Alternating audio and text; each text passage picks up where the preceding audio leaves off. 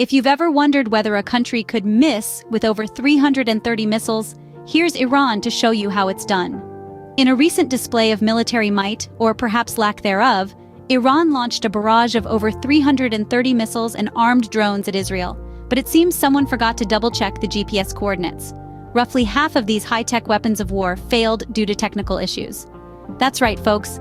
A staggering 165 missiles went up, and then came right back down again, without so much as a how do you do to their intended targets. Now that might just be a new record in futility. It's almost like watching a bad baseball game where half the team forgot which way to run after hitting the ball. It seems Iran's missiles have a worse sense of direction than a tourist on their first trip to New York.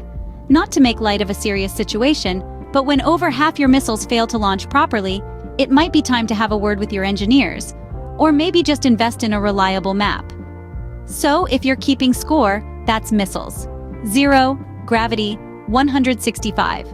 But wait, there's more. The other half of the missiles that did manage to find their way up didn't fare much better. You see, after the Iranian missiles went airborne, the US forces stepped up to the plate.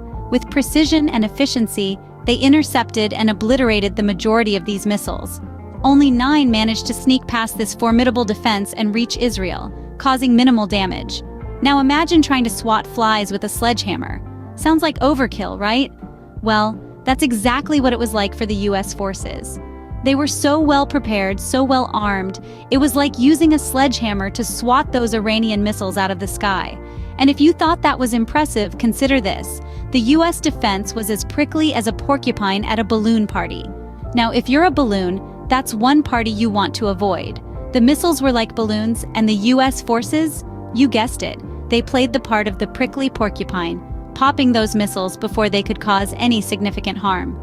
So, in the end, it was less of a missile attack and more of a fireworks display. A display that, thanks to the US forces, was mostly enjoyed by the fish in the Mediterranean. Now you'd think after such a spectacular failure, Iran would be a bit embarrassed. But no, they're claiming it was a success. Imagine this. Over 300 missiles launched, and half of them failed due to technical issues. Talk about a bad day at the office. But the fun doesn't stop there. Most of the missiles that did manage to get airborne were intercepted and destroyed by US forces. Now, if you're anything like me, you're thinking, that doesn't sound like a success. But according to Iranian leaders, this was a victory. Sure, if by success you mean managing to get the missiles off the ground, and if by victory you mean causing minimal damage after launching a massive attack. But hey, who are we to judge?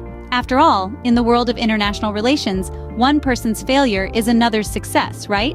And let's not forget the ongoing tensions in the region. Both Israel and Iran are threatening further retaliation. Well, if this is what they call a success, I'd hate to see what they consider a failure. So, there you have it, folks. A missile attack that was more miss than hit. Stay tuned for the next episode of War Games: The Incompetent Strikes Back.